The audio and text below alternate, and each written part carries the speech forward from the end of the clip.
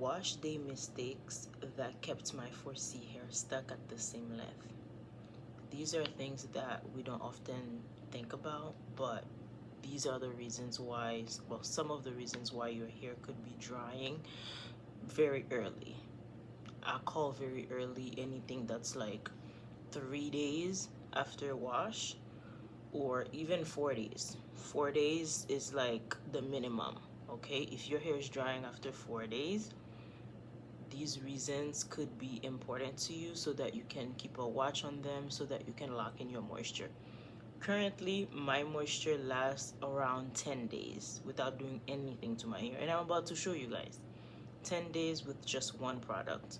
So I have two products that do the same thing for me, so I use either one and the moisture lasts for 10 days. The reason why I'm saying 4 days is the minimum is because not everyone uses the products that I have to show you guys on the next video, but 4 days is the ideal kind of like minimum time that your hair should remain moisturized if you do what you're supposed to do during wash day. So during wash day is where where everything takes place. That's what your base is, right? It's what sets off kind of like what kind of moisture the length of moisture in terms of time, in terms of days you're gonna have, right? So what are some of these wash day mistakes? Number one, the type of shampoo that you're using. So in a month, right, you're supposed to keep your low manipulation style for at least 2 weeks, right? That's what I've been saying. That's what I said in my last video. So having that in mind, you're supposed to wash your hair a maximum of twice in a month if you're doing things the way you're supposed to do it to see the maximum length retention, right? So boom, twice in a month. So 2 weeks, 2 weeks. When it comes to your shampoo, you don't want to use a clarifying shampoo every time you wash your hair. That's the word, clarifying. So it's gonna strip your hair of all the moisture that you naturally have, and all of the good stuff that you're not meant to completely wipe out so frequently, right? Ideally, you would want to use a moisturizing shampoo for either the first 2 weeks or the last 2 weeks, or you just flip them. You don't want to use a clarifying shampoo willy-nilly, or like just like every wash day. No, you want to balance it out. So the first wash day you could use a clarifying shampoo, the next wash day you use a moisturizing shampoo. Some people are very careful in a way where in the same wash day, when they need to clarify based on the products that they've been using, they use a clarifying shampoo first, and then they go back and double cleanse and do a moisturizing shampoo after that. So these are the people who don't mind using a lot of products. These are the people who are not kind of like in tune with like their routine. They don't know how to properly moisturize after using a clarifying shampoo, right?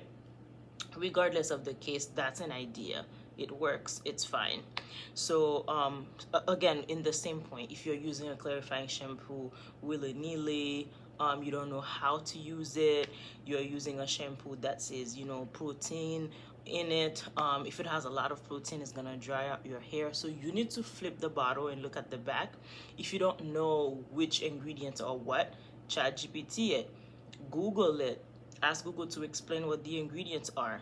You can do that, right? So if the shampoo is clarifying, if it says that on the bottle, if it has a lot of protein, if there's a lot of like weird ingredients that you don't recognize, a lot of like scientific jargon, oftentimes these are stripping shampoos, right? And so we already talked about how you can use it. You can use it once a month, or you can use it and then double with a moisturizing shampoo right after, and then continue on with your wash day.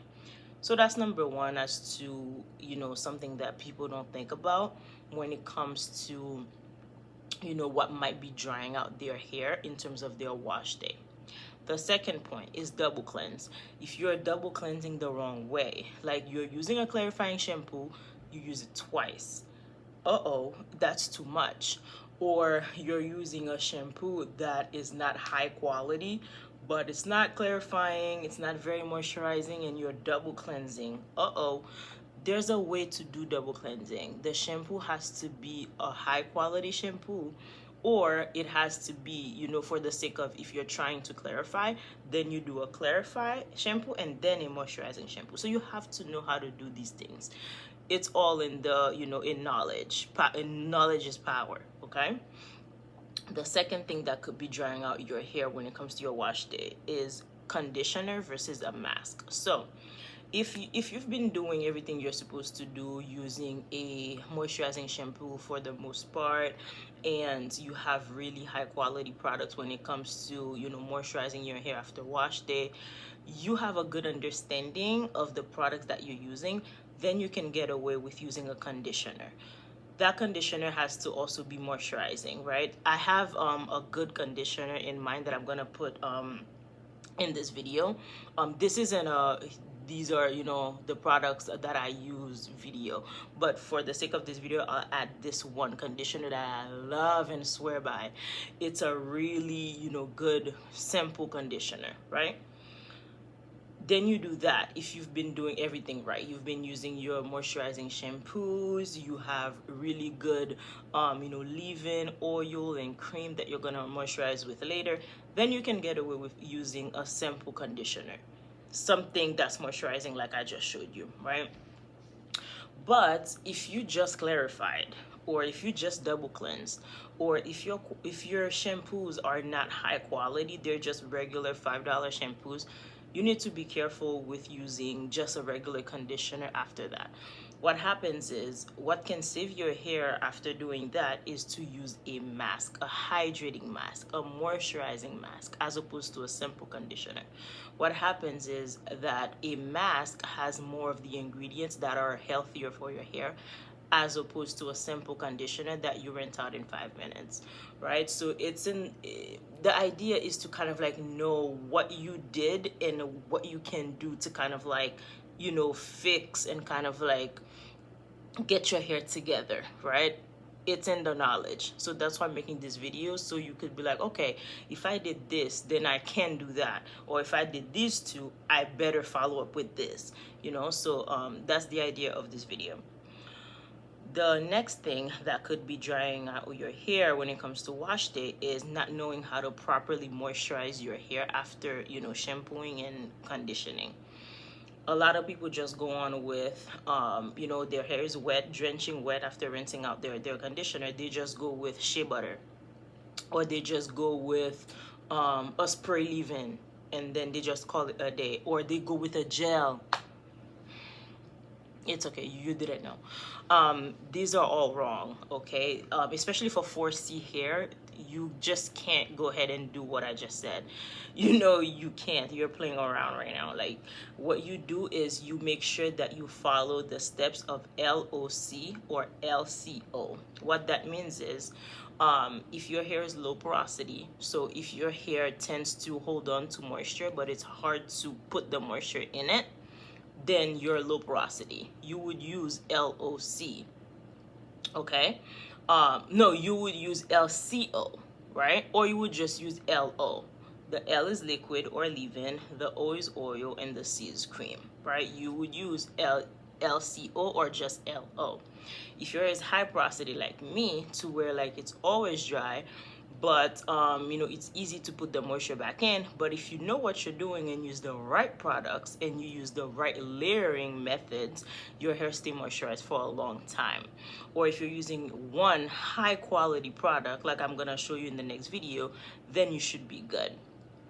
As example, my hair right now, after I washed and deep conditioned, I only used one product, and I washed my hair on the 2nd of February. And today we are the 6th, which means 4 days. So obviously my hair is super moisturized, because like I said, 4 days is the minimum to know that you at least did something right when it comes to your wash day, right? But I know my hair will go up until day 10 to be really highly moisturized, because this is not my first time using the products that I use to moisturize, right? So that's that. When it comes to my hair being high porosity, I know which high quality products work for me because I have the experience with the products. But let's just say I'm a high porosity girly who doesn't know about, you know, a lot of products or the high quality products that they can use to keep their moisture in for a long time, right? What I would do is I would use the LOC method. What that means is after you shampoo and deep condition, you rinse it out, right? You either use the water that's in your hair or you go in with a leave-in. It could be a spray leave-in, it could be a cream leave-in, like a lightweight leave-in. And then you go on with an oil, preferably castor oil. That's what I use on the length of my hair. That's not my hair, but you get what I mean. You use castor oil as the oil, and then you use a cream. What I like to use is shea butter. What else I like to use as cream? I like to use I'll put the different creams that I use in another video in terms of like my product stash, right? We want to keep the videos, you know, separated. So yes, that's what I do. But because like I said, I have two high quality products that I use, one or the other, when it comes to moisturizing, I can get away with using just one product. So my wash day looks like shampoo, deep condition, and then rinse while the water is still in my hair. Use one of these products and I'm good. So that's that. Another thing that could result in your hair drying out faster when it comes to wash day is you install twist. So although I'm a twist girly, I love twist, but you gotta know what you're doing. When it comes to twist, your hair has a tendency of drying out faster than if it were in braids. So it's logic, right? What happens is like when you have twist, okay, your hair is in two strands, right?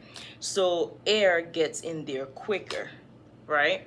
And your moisture evaporates faster. But when you have braids, such as what I have going on right here, the moisture is trapped, okay? You could see the braids. It's trapped. It's trapped inside, and that's what you want, right? That's what you want. You want to do braids instead. That's if you're someone who does not want to be bothered with moisturizing, you know, often throughout the week, or you are someone who don't, you know, have many high quality products that could, you know, keep it going for you. Then you make sure you do braids. Again, wash my hair on the second. I have not done anything to my hair. My camera is not doing justice to how moisturized my hair is, but I would invest in better camera.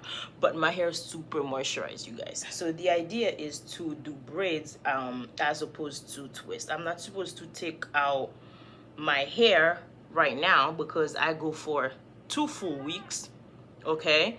But I will take one out just to show you guys how moisturized my hair is.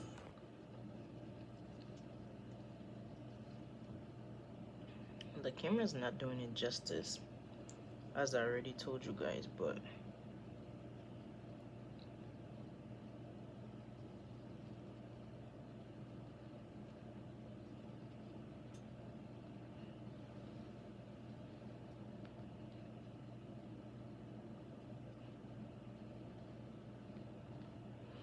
and then the good thing about this product that I use to moisturize, if you just, that's another tip that I didn't have in my notes, but I'm gonna say it right now.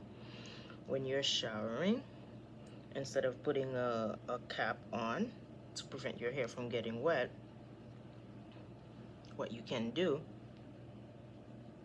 still very moisturized, what you can do is you put your hair in a bun, don't cover it up, and then you continue your shower as usual. What happens with that is the hot water from your shower serves to kind of like add moisture to your hair, or let's not say add moisture, let's just say activate the moisture that was already in your hair, right? So that's why my one product that I use for moisturizing, it keeps my hair moisturized for a long time because of that trick. Because I don't cover my hair when I'm showering. I just literally put my hair in a bun, and that's that on that. My next point as to why your hair might be still dry, right? when it comes to wash day. We talked about braid instead of twist. The next point is about how you sleep at night. Do you just, sleep on your cotton pillowcase, or do you have a satin pillowcase?